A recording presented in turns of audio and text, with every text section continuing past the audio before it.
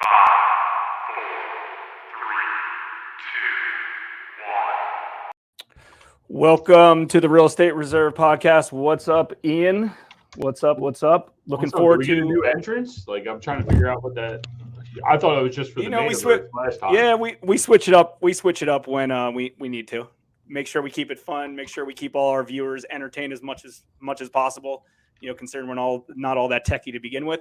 If you're just tuning in for the first time to the Real Estate Reserve Podcast, welcome. We're going to have a lot of fun. If you are a returning viewer, welcome back. This show is all about real estate investing, marketing, business, personal finance, and just whatever else Ian and I kind of have planned, kind of ad lib.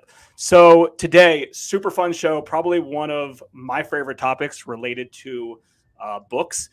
You know, neither one of us are kind of in a formal book club, but this can kind of be our book club. Both Ian and I have read, are constantly reading books, typically on real estate investing, business, marketing, personal development, finance, things like that. And I know the books Ian have read. He knows the books that I've read, but we figured it's best if we bring some other successful investors out here to share what favorite books they might have for 2021. It's a great way to see what other people are reading and potentially kind of jump on that bandwagon and pick it up themselves.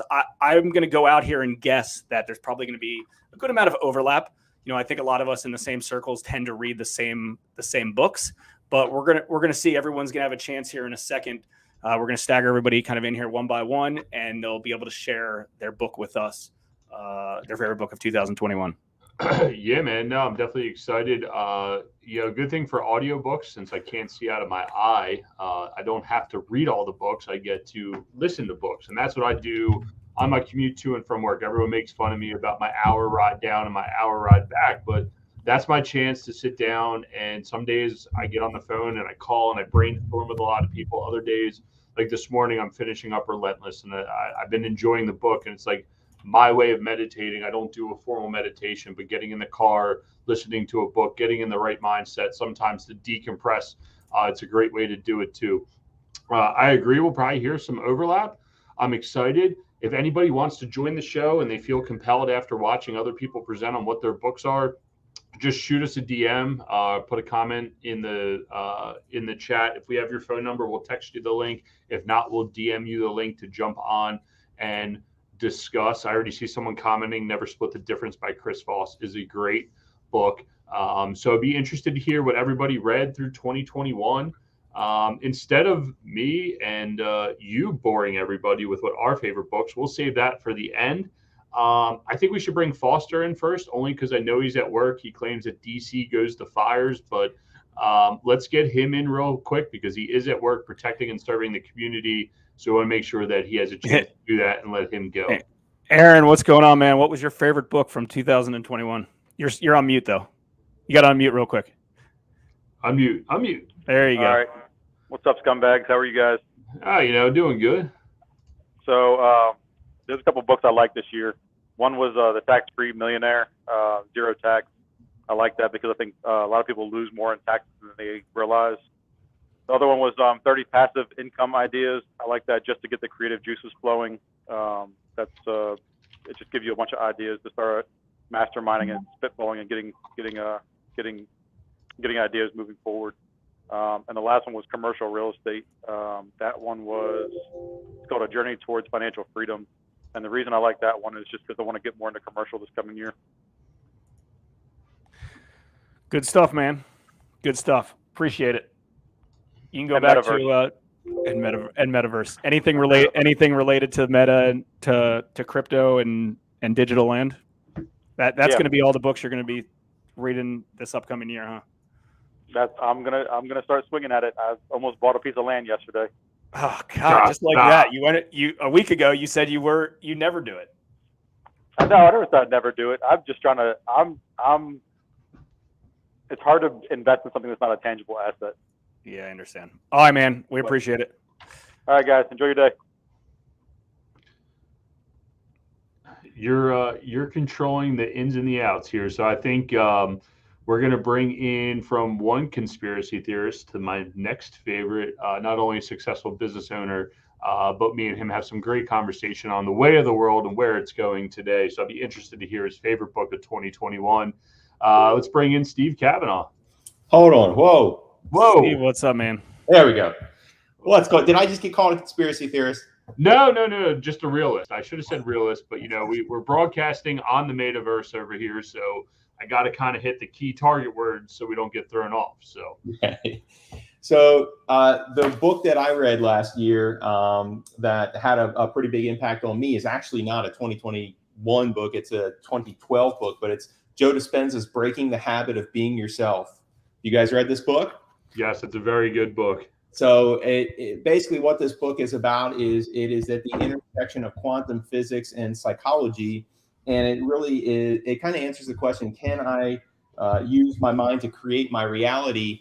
And it's a study on epigenetics. Epigenetics is the study of how your behaviors and environment can cause changes that will affect the way that your genes work. In other words, you can think your genetics, you can think your own genetics to create the life that you want, to become the person that you want. So that's my vote here. Very profound book, super heady. Runner up is Corona, False Alarm, Facts and Figures.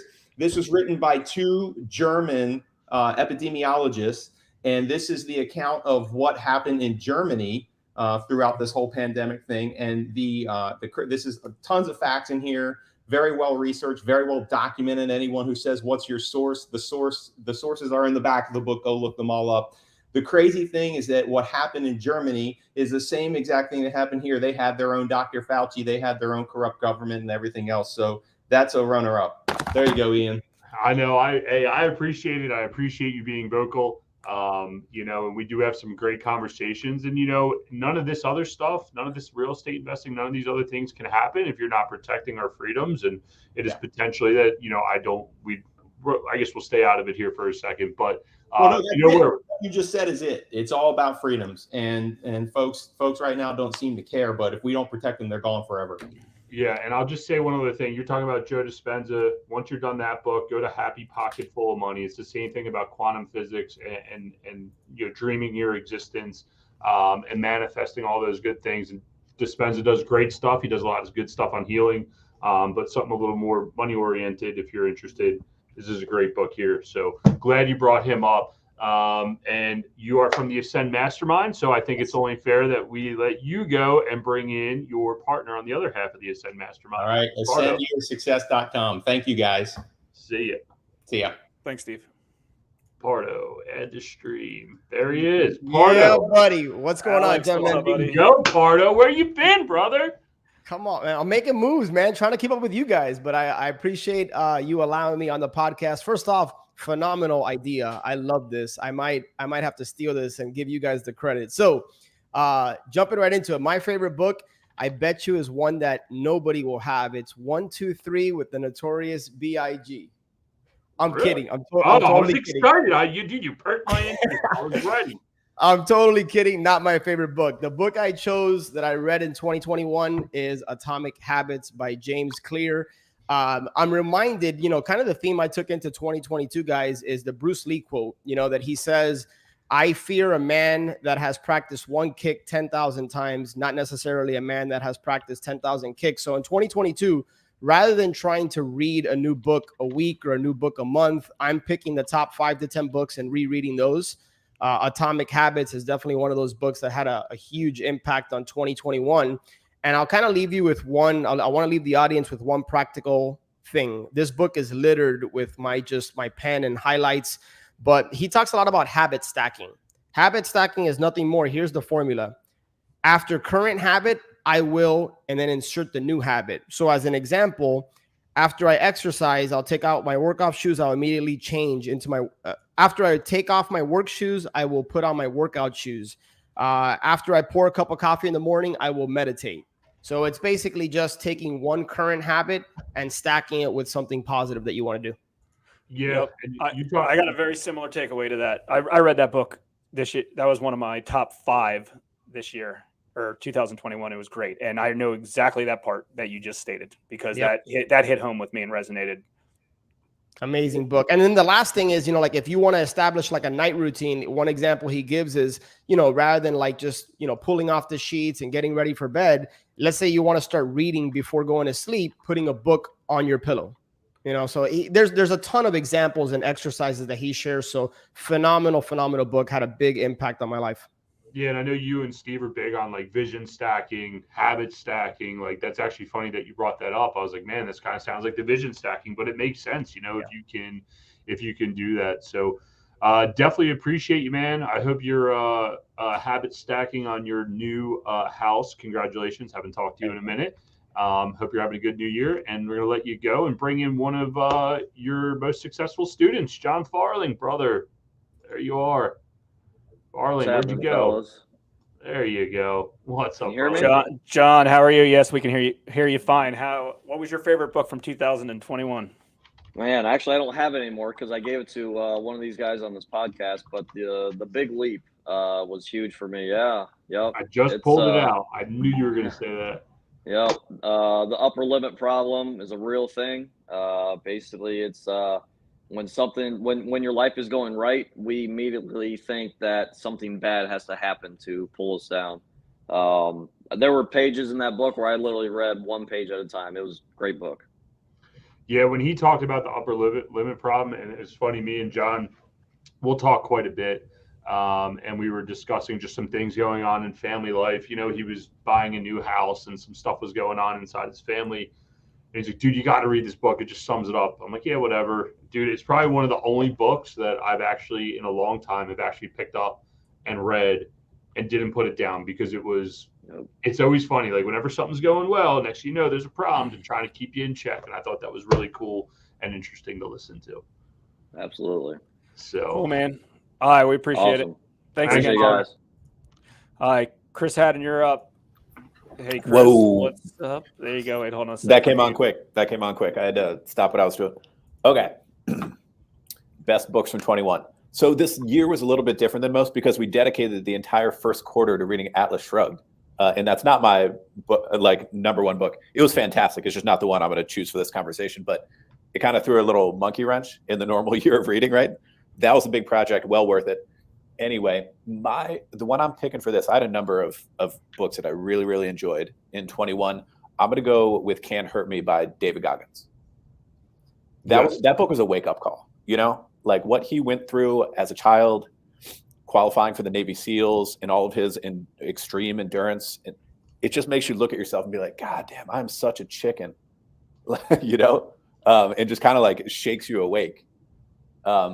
Yeah. Oh, that guy, talk about not quitting, man. And whether you take it from the standpoint of like, I need to do more every day, or I need to grow balls and go do something, that man can speak to any level and it resonates with everybody, man. Yeah. I think you had read it and suggested it to us, and I read it and it was so good, man. So good. Mean, yeah, that principle of his, that whenever you think you're at your limit and whatever, like just using the example of physical stuff, you're probably around 40% of what you can actually do.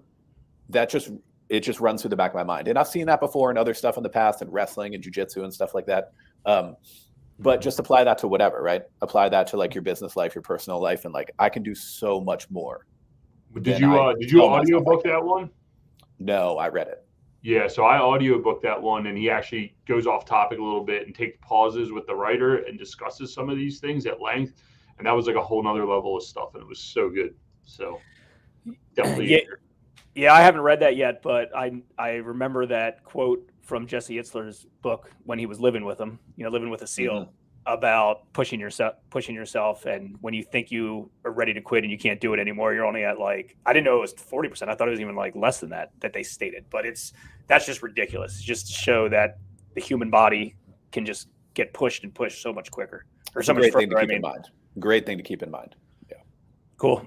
All right, Chris. All right, fellas. Thanks for having me on. See you, brother. Thank you. Later.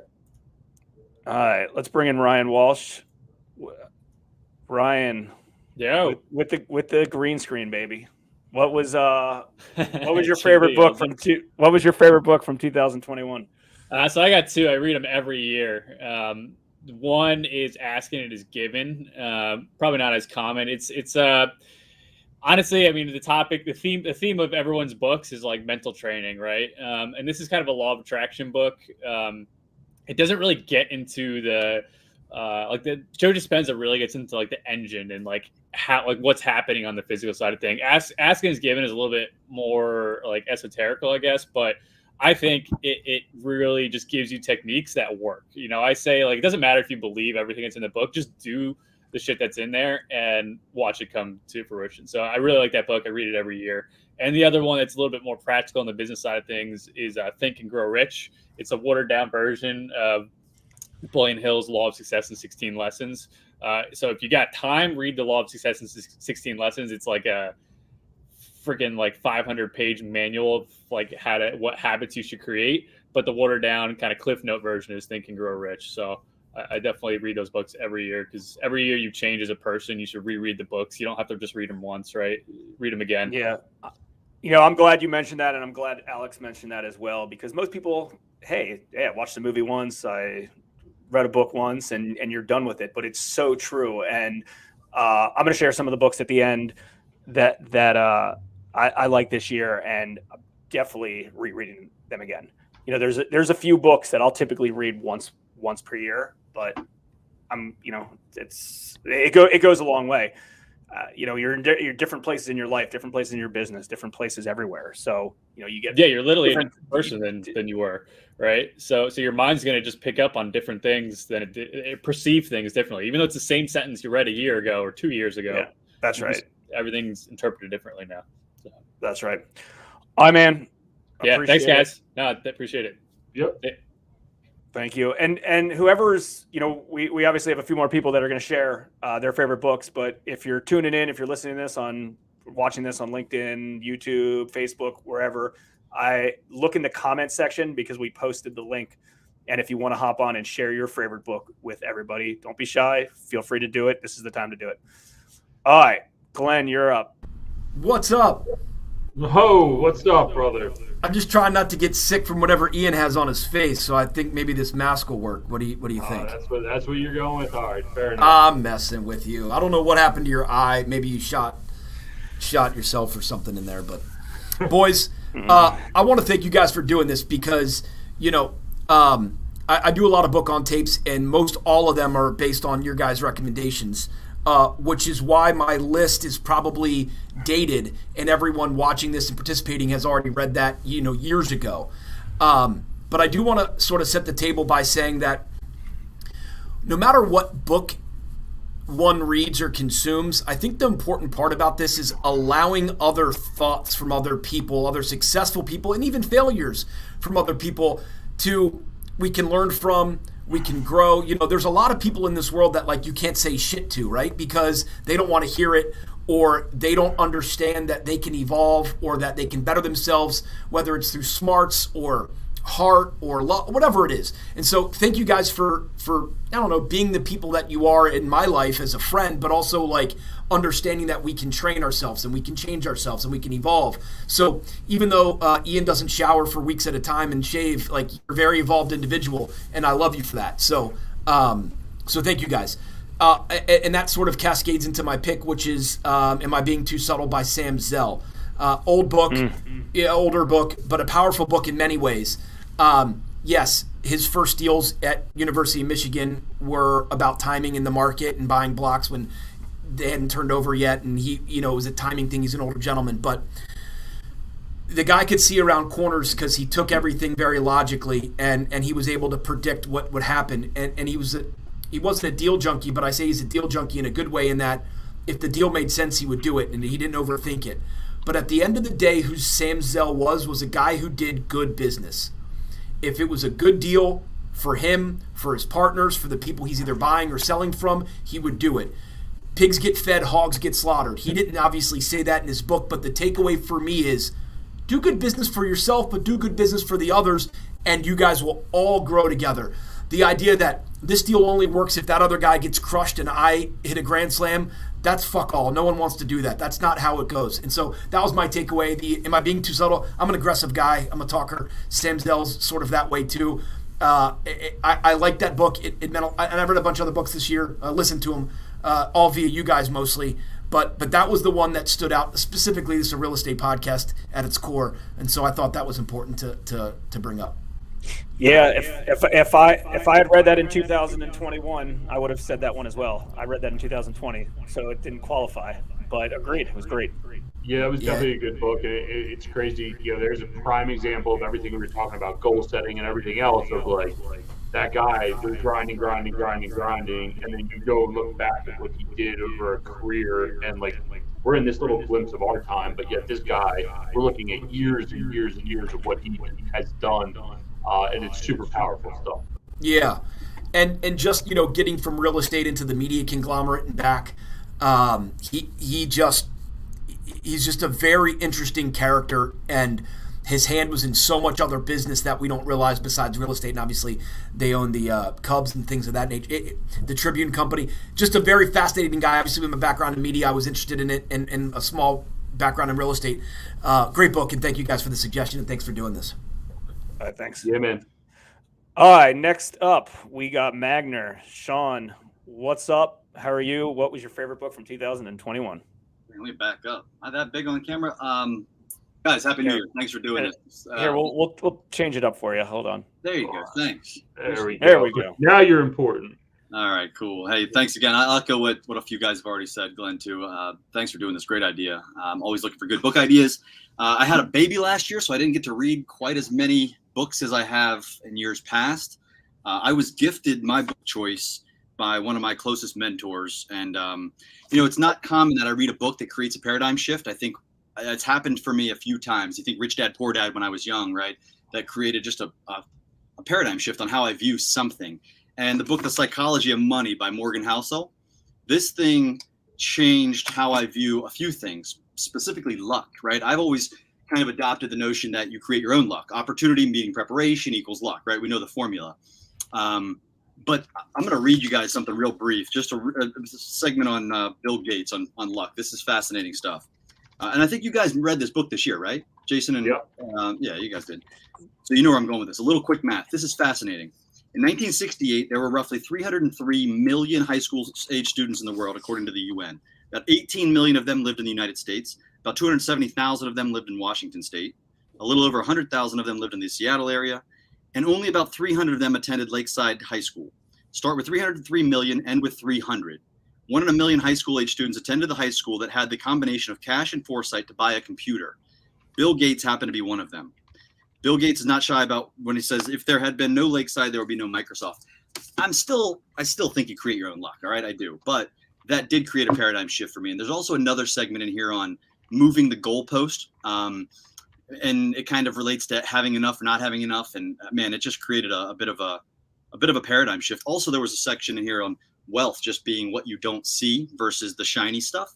And I thought that kind of resonated. So again, I didn't get to read as many books this year as I have in years past, but this one really hit home for a few things, a couple things that provided a paradigm shift for me. Yep. Yeah, we read that one earlier this year, and it's funny, especially with crypto and everything going on right now, people trying to time markets and selling and buying, and this is the next biggest thing. And every time me and Jason get talking about it, it's like, yep, psychology of money. People sell when it's going down and buy when it's going up, just because, rather than just waiting. Again, another prime example of a book talking about if you can stand the test of time and you're patient, it will all work out. So I know Jason refers to this book a lot. So great book. It's my number one as well. Awesome. All right, thanks, Sean. Appreciate it, buddy. Hopefully you get to read some more books. I'm on the kids book thing too. I got Madeline memorized, and I got the Carrot book memorized. So I feel you. Don't ever pet a dragon. That's one that's pretty common in our house. And Good Night Moon. Got that book. I've read that about 100 times this year. Yeah, you got it memorized. I feel you. Thanks, brother. Well, we're gonna bring in because I don't know how to do this. We're gonna bring in Thomas O'Brien, a newer real estate investor. What's up, brother? Hey, what's going on, bro? Yeah, I'm glad to see you're out here. You're grinding it out and doing your thing. I know you've recently got involved in real estate investing. So I'd be interested to hear what your book from 2021 or you're currently reading that's helped you change your mindset. Besides this wonderful book right here, Subsidized. I know everybody has a great copy of this. So. I do. I read that. That is a great book. So what was your favorite book of 2021? I'm gonna go with Rocket Fuel. I don't know how many other people mentioned that, but I read it twice, and I could be honest with you, the first 2 times I read it didn't resonate. And then when I joined the Sub 2 mentorship, I found myself, because I kicked off in a high gear. Like, I'm like, all right, I got 2 VAs, I got all the doohickeys and gadgets, and we're setting up a cold calling business here. And I started to realize that I was getting extremely flustered, like I was frustrated. You know, I'd be killing like a couple hours at a time, like doing stupid crap, like trying to figure out how to insert the data properly and manage the VAs. And I jumped on a call with a guy in the Sub 2 mentorship, and he kind of rung my bell a little bit. So after talking to him for about 30 minutes, like, he was just asking me questions like, well, like, who are you? Like, what do you want? Yeah. So it took a real life example, or you're doing something for then that book to resonate. You know, and that's the problem. Some people read books over and over and over again. I know we do it all the time, is we read books, but they don't resonate exactly what Ryan was talking about.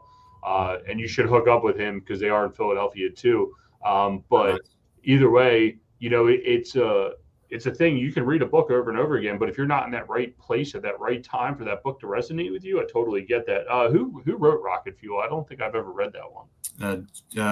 Is it Gino Wickman, I think? Oh, okay, yeah. I got the other book, Traction, right? Yeah, I got that one back there. I read that one as well. So, yeah, man, definitely good. And, you know, it's something you can always refer back to and, you know, help ground you and keep you moving. So, definitely appreciate that. You know, look forward to see where you go over this next year. I think we're gonna have you back on here shortly for a long form interview. Jason, I'm doing this right here live, booking guests, because that's what we do. Definitely have you on at a later I'm in. I'm all in, brother. It sounds good. We appreciate it, man. I'll definitely talk to you here shortly, and let's bring Weidman on. Josh, what's up, buddy? What's up? How you guys doing today? Not too bad. What was your favorite book from 2021? So I'm going to give you 2 and a asterisk, right? So I love Atlas Shrugged. I completely forgot about that was part of the reading project, earlier this year. But my biggest takeaway for this year is going to be Atomic Habits by James Clear. Never read that before. It's been on my list for a long time, and I think I read it in September or August. And I mean, I think it's a great book. It's fantastic. It points out a lot of, I think as you get older, you get a little bit more introspective on like what about yourself. And I think with Atomic Habits, it pointed out some things that I hadn't noticed about myself that have been really helpful this year and kind of making some changes. And anyway, there's that. On the flip side, you talk about reading with your kids. So my oldest is 12. Since he was about 5 or 6, we started reading books together, and love sci-fi. I love sci-fi fiction. It's great. There's the guy who wrote the Maze Runner. Looking up his name right now and I don't see it. James Dashner. Phenomenal sci-fi writer. Like really, really good stuff if you're looking for something to click off and just kind of relax. But I mean, you guys were talking about with was it Ryan? Yeah, that he reads certain books every year. I mean, I got 2 or 3 books that I read every year, and the biggest for me is going to be the I Never Split the Difference. I love that book. I mean, it's phenomenal, and like implementing some of that stuff, it's amazing how the structure of the negotiation set up in that book. It's just about finding a win-win scenario, and like it translates to so many different areas of life, beyond just business. But I love that book. It's one of my all-time favorites. Yeah, no, good stuff. Good stuff. Yeah, I mean, a lot of very similar types of books that we've all listened to. Yeah, well, we've all read. It was also good to hear that someone else is actually out there listening or reading something other than just business, because I think a lot of us don't exercise our brain outside of all business books. And yeah, right. Sometimes it just becomes a grind, and you're like, oh, I got to get through this book. And I think that's what made Atlas Shrugged even more fun, besides the underlying topic, is that it wasn't real life, and you got to expand, and you're like, oh my God, what's Dagny going to do next? And like, oh yeah, jazzed up about it. So the character development in that book is insane. I mean, like the storyline could almost be anything with those characters. Like they're just doing stuff all the time. Yeah, man, definitely. So appreciate you. Glad to see you. Haven't seen you this year yet. I know, right? I got a quick question for you guys while we're on here. What's your number one book recommendation from 2021? I missed the first like 2 minutes of the show. And we haven't shared ours yet. So I gotta stay to the end. But hey, man, thanks for the segue. We appreciate it. We're about to get into what our favorite books of 2021 are. Yeah, absolutely. Josh, appreciate it. Let's just bring up a few comments real quick. So, Never Split the Difference, another one. I also read Never Split. Was that this year or last year? I read that. But anyways, I've read that. That was great. Relentless. Another one for Relentless. I think we all read that. Atomic Habits. That was probably my number 2 this year. Was Atomic Habits. Loved it. So a lot of people have similar stuff, and I will say though that in 2022, I'm obviously already on my way and finished a book, already one book, but part of my 2022 was going to reread 3 books from the past. Number 1, The Richest Man in Babylon, which was one of my favorites. It's a short book. You can literally listen to it or read it in a day. Richest Man in Babylon. You'll get so much out of it in different parts of your life. I'm going to do Atomic Habits again. I read that for the first time this year, and it was great.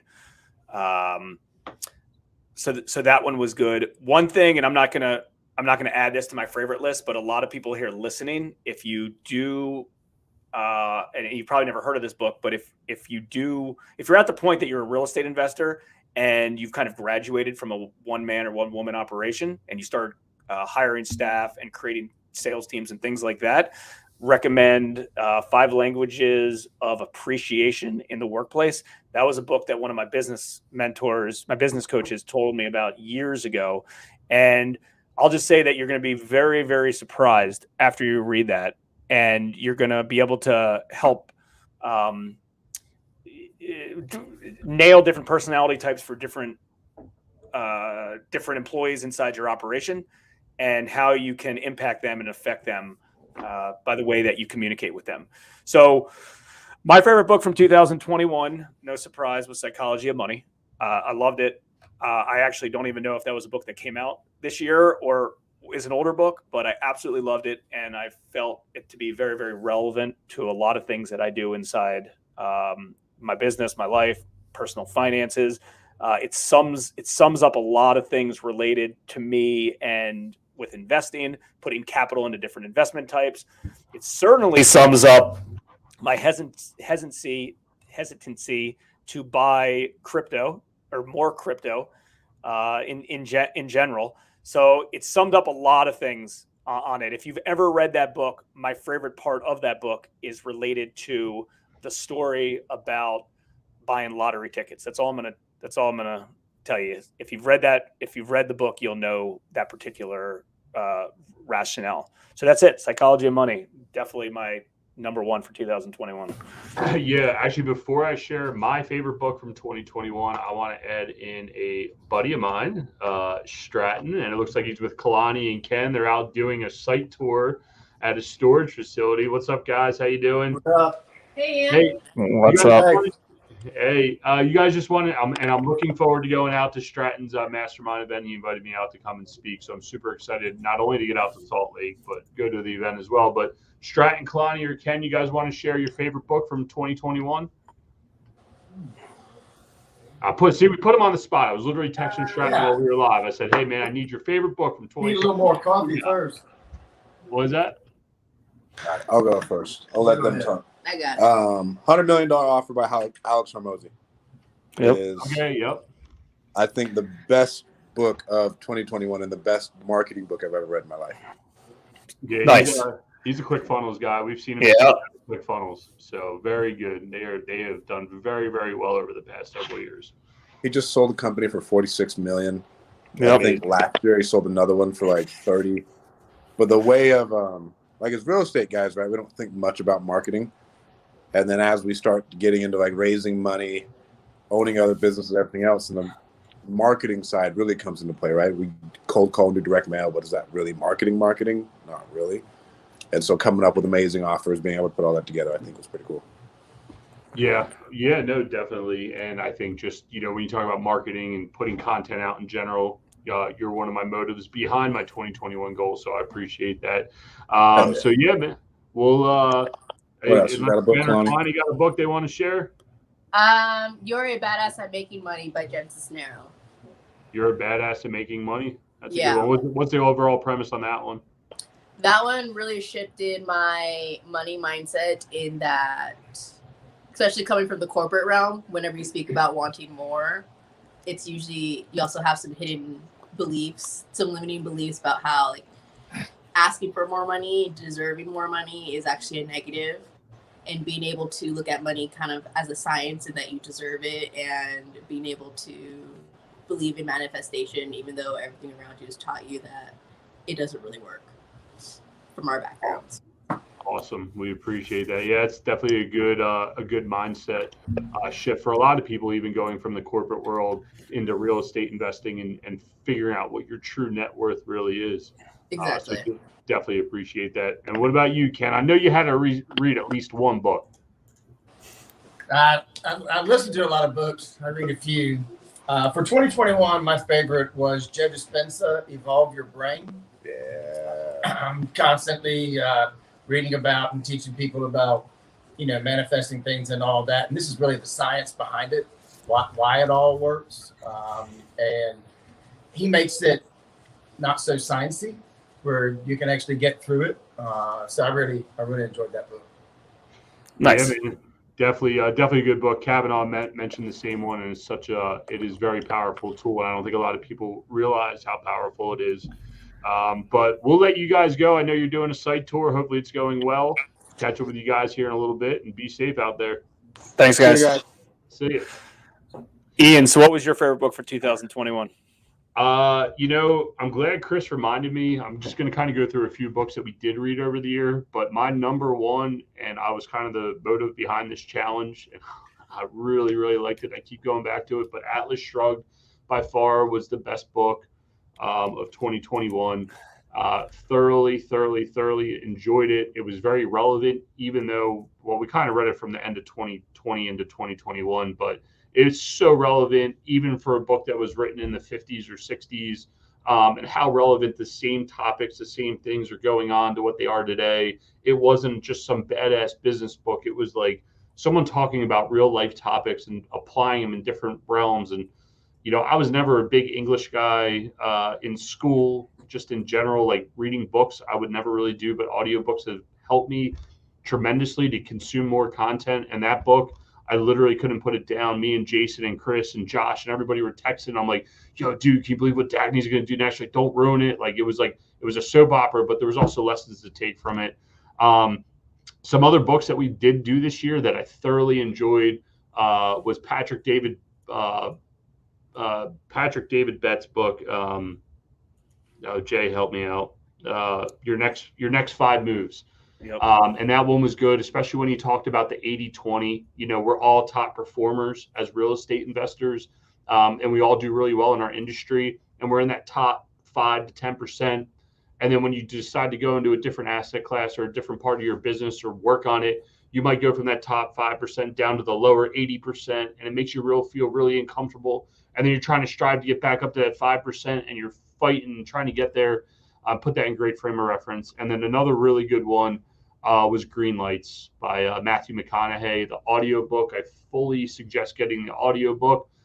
He's obviously an actor, but it was so good. Him just talking about his career, what it took for him to get to where he was, the childhood that he had, coming from a blue collar family and then wanting to go do acting and like this whole struggle that he had going on. But man, it was just such a relevant book. And he did a really good job of telling his story. And I would say those 3 books were really, really good for me. And I really enjoyed them. Yeah, no, I mean, there's a lot of overlap. So I'm looking at my list real quick. I read 23 books last year, and Atlas, was included, and that's like 5 books in one. But my top 5 in order of what I liked was The Psychology of Money, Atomic Habits, Your Next 5 Moves, and then Bitcoin Billionaires and Green Lights. Bitcoin Billionaires is an older book, so it's a little bit outdated compared to where crypto and Bitcoin is today. But the story of it, I really enjoyed. Yeah, so that's that. Well, I was going to say before we go, I do have to say, really honestly, if you think it's hard to consume books right now, you're insane.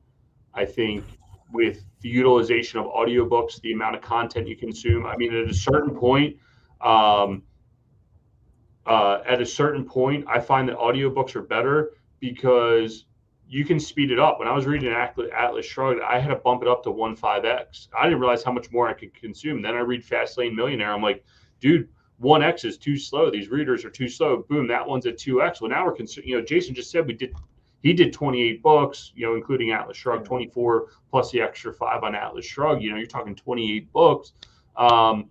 We were able to do that in a year. Granted, I didn't read all of them, but for me to even think about reading one book in a whole year in high school, not only the need, but the fact that audiobooks, you can speed and get through it, consume the content at your level. When someone taught me about how to speed up the player on YouTube, man, I can consume a lot of YouTube content now too, because 2x, let's go.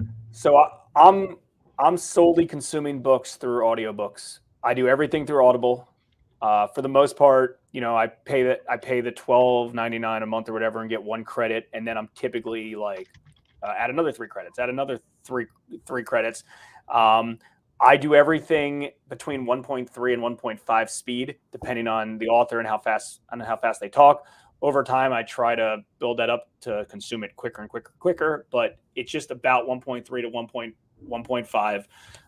All of my audiobooks are only listened to because I don't have a very long commute anymore like before. So all my audiobooks are consumed with walking. Typically first thing in the morning, wake up, walk around the neighborhood. It's about 2.5 mile walk, takes about 45 minutes. So that's done, 360 days, I would say, a year. There's a few. So that's what it worked for, 40 minutes or so a day at 1.3, 1.5 speed will get you about 25, 26 books a year, along with podcasts. I also listen to a good amount of podcasts as well. Yeah, I wanted to bring Ryan back in. He was hanging out in the back room, and he was literally asking us, reading versus audio, and he brings up a valid point that he wanted to mention. So, Ryan, you want to mention, what the difference between audio and physical books and how they impact your brain? Yeah. I mean, so just anyone who's listening, I mean, audio is awesome. I do it myself. It's 90% of how I consume my books, but I do make sure I try to get some physical reading in as well. I can't cite the sources off the top of my head because I've read this years ago at this point, but basically, just to summarize it, reading a physical book impacts the way it hits your memory and just how your brain associates to it differently than an audiobook. So you could literally be reading the same book and then audiobooking at the same time, and it's going to hit you different ways. So just something to keep in mind if you're really trying to get habits going, because I mean, it's kind of, everyone's been talking about these books that are just mental training, right? Something that can help you is to get the physical copy of it. It'll help you ingrain that habit quicker. So just kind of a tip that keep in mind. Yeah, audiobooks are awesome. Definitely recommend them, but don't ignore the physical as well if you're trying to maybe get a new habit going. I know we know actually a lot of people that read and listen at the same time. They sync it up and they figure out the speed and they do that. I mean, personally, yes, this is certainly a limited belief of mine, but I wouldn't consume as much physically doing it as audiobook wise. Well, now you're going to set me off. I know we've been on for a hot minute, but then you go down the rabbit hole of, do you consume better and actually physically understand it better versus just trudging through books? Exactly. I'm not doubting or fighting it. It's not about volume, right? It's not about how much you consume in a year, right? Like you could read 100 books, but are you really better off than the person who read one book and had a good focus on that book, right? And let it really sink into them. So, I think it's a balance, and whatever's best for you. Everybody's going to be different. But just kind of a tip that I found has worked for me is reading it as well as audio. What I've learned, and again, these are limited beliefs. There's potentially a limited belief, and it could change. I'm not stating that these are all,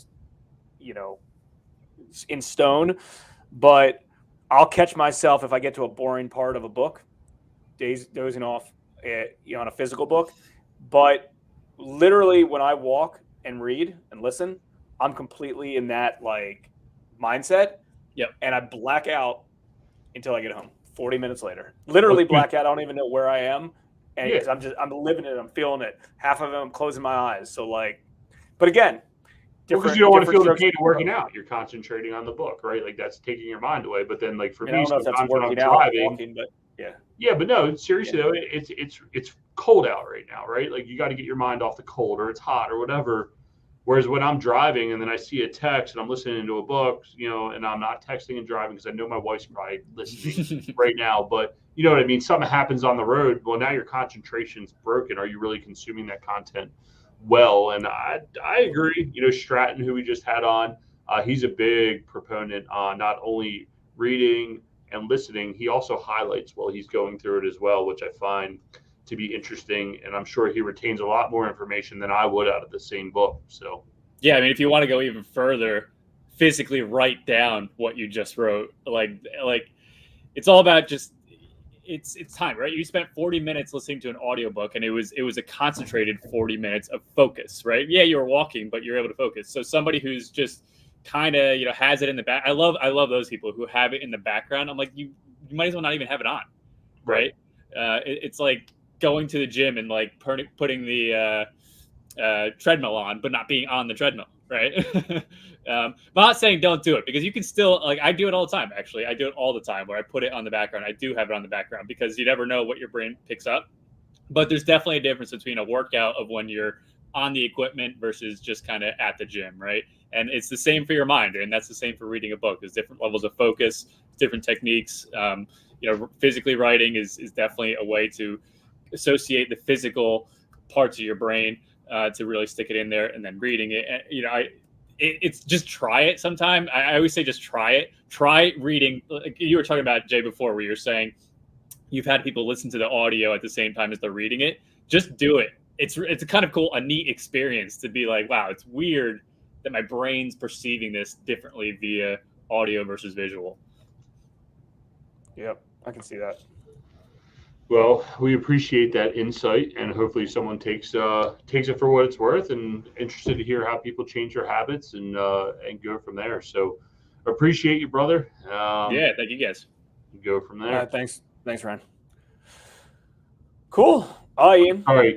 Glenn's telling me that he's calling us out on how he learns over here. So I'm just checking my phone, make sure we didn't have any other guests. But man, that was a good list of books. There was a few books in there that I have not read that were really interesting to me that I might add to my list for this year, because that's always a challenge. What's the new book, and you can only read so many.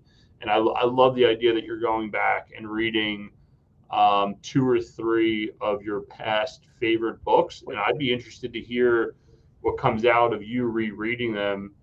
And depending on your experience, I might actually try to do the same and go back and reread some. I am finishing up Relentless. Actually, I want to ask you, but I'm finishing up Relentless, and I'm probably going to hit Ray Dalio's Market book. What do you got going on right now? And then we'll get out of here. Book-wise? Yeah. What are you reading right now? I just finished The Simple Path to Wealth. Little basic, but it was good. Like for me, it was. I'm not saying it was basic for everybody. I think it had really, really good key points. It was very simplistic, but it was good at the same time. Like I definitely got some key takeaways of it. And again, I've never really reread books before besides The Richest Man in Babylon and one other book before.